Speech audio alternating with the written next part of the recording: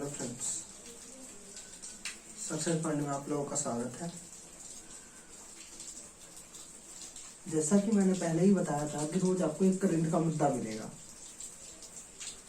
तो आज हम आपके साथ अपने YouTube की पहली क्लास और पहला करंट मुद्दे को साथ में लेके आए हैं और इसको समझेंगे कि आखिर में है क्या। हम लोग बेसिकली ऐसे ही करंट पढ़ेंगे जो कि एकदम नया मुद्दा होगा, मतलब एकदम नया मुद्दा और थोड़ा कॉम्प्लेक्स होगा और समझने में थोड़ी दिक्कत होगी। जैसे कि फाइनेंस मिनिस्ट्री की एक दिन मीटिंग हुई और उन्होंने कहा कि हम एक बैड बैंक बनाएंगे। नाम तो खुद बुरा है, बैड बैंक, बुरा बैंक। क्या इसके काम भी बुरे हैं? हम तो ये समझेंगे क्या इसके काम भी बुरे हैं। आखिर में ये बैंक है क्या, क्या जरूरत है इस बैंक को बनाने की? आमतौर पे सरकार तो चाह रही है कि सारे सरकारी बैंक बंद हो जाए, मतलब कम से कम कर रही है, क्योंकि बैंक घाटे में चल रहा है। बैंक घाटे में क्यों जाते हैं? अगर ये बैंक घाटे में गए हैं तो क्या ये बैंक घाटे से संबंधित है? बैंक के घाटे को कहा क्या जाता है? ये बैंकों के घाटे को कैसे ये सही कर पाएगी? इसका नाम इतना भयानक है, बैड बैंक। आखिर में फाइनेंस मिनिस्ट्री ने क्या सोच के इसका नाम बैड बैंक रखा है, हम इसके बारे में चर्चा करेंगे और उसके बारे में जानेंगे कि ये बैड बैंक आखिर में बैड है या गुड है। क्या इसका नाम ही बैड है, काम गुड होना चाहिए? तो हम बेसिकली एक बात बता दें कि बैंक जो थी, बैंक हमारे बैंक याद रखिएगा, बैंक जैसे अभी देख रहे हैं कि फाइनेंस मिनिस्ट्री क्या कर रही थी। अभी जो हमारे बैंकिंग सेक्टर थे, बैंकिंग सेक्टर में बहुत ज्यादा मर्जर हुआ है और पहले हमारे यहाँ बैंक सरकारी पब्लिक बैंक को सरकारी बैंक कहा जाता है, पब्लिक बैंक इनको कहा जाता है सरकारी बैंक। ये अब 12 थी लेकिन अब मर्जर होकर हो गई है 10। लेकिन ऑप्शन में कहीं कहीं 12 दे देता है, कहीं कहीं 10 दे देता है। तो याद रखिएगा, भारत में अभी पब्लिक बैंक कितने हैं? 12 है, लेकिन मर्जर फिर से हुआ था तो अब कितने हो गए? 10। तो हम पढ़ेंगे कि आखिर में इन बैंकों का मर्जर क्यों किया जाता है। बैंकों का मर्जर किया जाता है रिकैपिटलाइजेशन के लिए। क्यों रिकैपिटलाइजेशन का मतलब क्या होता है भाई? कि मतलब बैंक अगर घाटे में चल रहे हैं तो बैंक घाटे में चले तो उनको इनका कैपिटल क्या करता है, मतलब इनको प्रॉफिट होता नहीं है और ये प्रॉपरली वर्क नहीं कर पाते, तो प्रॉपरली वर्क ना कर पाने की वजह से इनका क्या किया जाता है? मर्जर कर दिया जाता है। तो हम देखते हैं कि ये बैंक घाटे में गई है, तो ये इस घाटे से निकलने के लिए इस बैड बैंक का क्या उपयोग है? कैसे बैड बैंक किसी बैंक के घाटे को कवर कर पाएगा? जैसे विजय माल्या हो गए, नीरव मोदी हो गए, ये बैंक से लोन लिया और लेके गायब हो गए। तो याद रखिएगा, एक कॉन्सेप्ट होता है एनपीए। क्या होता है भाई? एनपीए का फुल फॉर्म होता है non performing asset.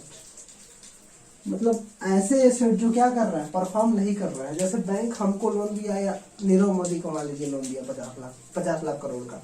Nirav Modi क्या किए? 50 लाख करोड़ को ले तो लिए लेकिन जमा नहीं किए, फिर बैंक को दिए नहीं। तो इस कंडीशन में क्या होता है कि बैंक की जो टर्म होती है कि इतने टर्म में आपको जमा कर देना था, उस टर्म में अगर वो व्यक्ति उस लोन को नहीं चुकाता है तो बैंक क्या करती है? बैंक अपनी एक कैटेगरी बनाई रहती है एनपीए नाम की। जो बैंक रहती है, बैंक एक कैटेगरी बनाई रहती है एनपीए नाम की कि किस पैसे पे हमको कौन सा पैसा हमारा लोन के रूप में दिया गया था अभी तक लौटा नहीं है, उसको किसमें डाल देती है? एनपीए में डाल देती है। तो सरकार अभी देख रही थी कि जो बैंक है, बैंक के एनपीए लगातार बढ़ते जा रहे हैं। तो आखिर में अगर बैंक के एनपीए लगातार बढ़ रहे हैं तो फिर बैंक के अगर एनपीए लगातार बढ़ रहा है तो भाई एनपीए लगातार बढ़ रहा है तो इसको कुछ करने की इसका कोई समाधान तो होना चाहिए। तो फाइनेंस मिनिस्ट्री को लगा कि हमको एक ऐसा बैंक बनाना चाहिए जो क्या करे? इन एनपीओ को सेटल करे। यानी सभी बैंक तो अपने आप में उसूलने का काम तो करते हैं, लेकिन बड़े बड़े जितने भी लोग होते हैं वो क्या करते हैं? किसी बैंक का कैपिटल ही उनकी प्रॉपर्टी से कम होता है, तो इस कंडीशन में उनसे वो वसूल नहीं पाते। इसके लिए एक बैंक बनाया गया जिसका नाम है bad bank. Sorry, bad bank में 2 संस्थाएं जोड़ी गई। एक का नाम है NARCL और दूसरे का नाम है IDRCL। अब NARCL क्या है? NARCL का फुल फॉर्म है national asset reconstructing company limited, इसका ये काम है। और इसका ये नाम है। और IDRCL का क्या नाम है? इंडिया डेब्ट रेजुलेशन कंपनी लिमिटेड। अब भाई ये दोनों संस्था अगर बैड बैंक इन दोनों से ही मिलके बना है तो बैड बैंक में इन दोनों का काम तो ऐसा ही होगा जैसे अगर हमारी एक ऑर्गेनाइजेशन है, ऑर्गेनाइजेशन में अगर 2 विंग है तो 2 विंग से मिलके हमारी ऑर्गेनाइजेशन बनी है, मतलब अलग अलग काम दोनों को सौंपा होगा। तो जो NARCL है ये क्या करती है, ये कैपिटल रिकंस्ट्रक्शन का काम करती है। जैसे क्या होता है कि ये बैंक के पास जाती है, मान लीजिए यहाँ पे हम एस बैंक देख ले, एस बैंक कभी घाटे में बहुत चली थी, एस बैंक में बहुत बवाल हुआ था और ये एकदम दिवालिया होने वाली थी। तो यस बैंक के पास जाएगा ये NARCL, बैड बैंक का जो NARCL है, national asset reconstruction company limited, ये जाएगा बैंक के पास और कहेगा कि भाई एक काम करो, तुम बताओ तुम्हारे पास कितना NPA है। तो बैंक कहेगा कि हमारे पास भैया NPA तो बहुत है, NPA तो बहुत है। तो कहेगा कि तुम काम कर, NPA हमको भेज दे भाई। तो बैंक से NPA कौन खरीदेगा, NARCL। तो वो कहेगा कि भाई हम तुमको NPA बेच दे, तो इस कंडीशन पे हम तो उससे मांग नहीं पाएंगे जिसको हम लोन दिए थे। तो उस कंडीशन पे होगा कि भाई बैंक कहेगा कि बैंक हम तुमको किस गारंटी पे दे, हम तुमको अगर NPA बेचे भी तो हमारे यहाँ से अधिकार छिन गया कि हम उससे मांगे, और तुम भी उससे मांगोगे तो हम किस गारंटी पे तुमको दे। तो वो कहता है NARCL कहता है कि भाई तुम NPA अगर 2 लाख NPA दे रहे हो तो उस पर हम 15% पैसा तो अभी कैश में दे देंगे कि 15%, जैसे 100 रुपया अगर इसका NPA, मान लीजिए 100 रुपया क्या है, एस बैंक का NPA, तो NARCL गया कहा कि अपना NPA पूरा दे दो हमको। NPA ये दिया तो 100 रुपया NPA पे कहा कि हम 15% तुमको गारंटी के रूप में कैश में दे देंगे, यानी 15% रुपया उसको कैश में मिल गया, यानी 100 का 15 रुपया मिल गया। अब बच गया भाई 85 रुपया, तो 85 रुपया कहा कि अब बेच लेंगे तब तुमको पैसा देंगे।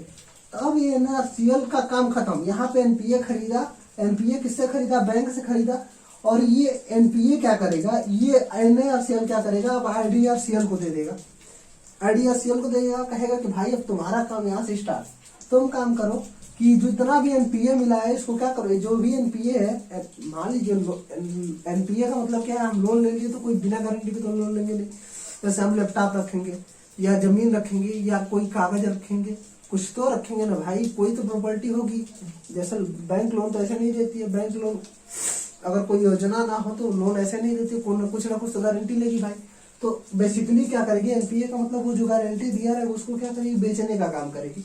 यानी अगर ये लोन जो लिया था, लोन के बदले अगर भूमि मतलब लैंड रखा है, लोन लेने के लिए गारंटी में क्या रखा है, भूमि रखा, तो IDRCL क्या करेगी, उसको बेचेगी, और बेच के उसको क्या करेगी, बेचेगी, और उसका NPA के बराबर क्या करेगी, NPA के बराबर जितना उसने लोन लिया था, जितना NPA बना था उसके बराबर क्या करेगी, पैसा इकट्ठा करेगी। पैसा इकट्ठा करके फिर किसको देगी, NARCL को दे देगी।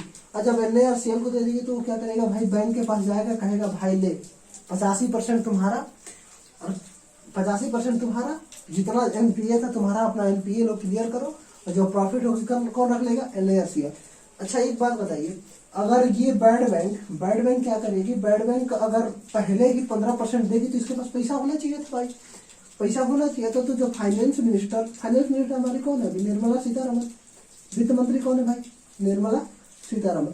अब निर्मला सीतारमण हमारी वित्त मंत्री है, तो इन्होंने कहा कि हम काम करेंगे 36,000 करोड़ रुपया, हम इस पहले 36,000 करोड़ रुपया पहले हम इस बैड बैंक को दे देते हैं, क्योंकि खरीदेगा पहले तो 15% देगा तब ना बेचेगा, तो तब तक तो इसके पास पैसा चाहिए। तो 36,000 करोड़ रुपए वर्ल्ड बैंक को दिया गया, NARCL को दिया गया कि तुम क्या करो, खरीदो, फिर IDRCL को दो बेचे, और बेच के जब पैसा मिलेगा तो 85% उस बैंक को दे देना, जो प्रॉफिट मिलेगा वो क्या करना, रख लेना।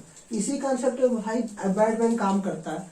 और बैड बैंक नाम ही बैड बैंक है। और बैड बैंक बुरा किसके लिए, बुरा इसके लिए जो NPA बढ़ाते हैं, मतलब जैसे नीरव मोदी जैसे लोग, विजय माल्या जैसे लोग, हमको इससे कोई मतलब नहीं है भाई, हमको इससे कोई मतलब नहीं है, क्योंकि हम लोन इतना ज्यादा लेते नहीं है कि चुका ना पाए, और हमारी NPA इतनी बढ़ेगी नहीं। तो जो लोन लेता है उसके लिए बैड बैंक बुरा है, और जो लोन नहीं लेता उसके लिए बैड बैंक क्या है, अच्छा है। तो थैंक यू। आज ये रहा आपका पहला मुद्दा, और आई होप आपको समझ में आया होगा। आपको समझ में आया तो सब्सक्राइब करिए।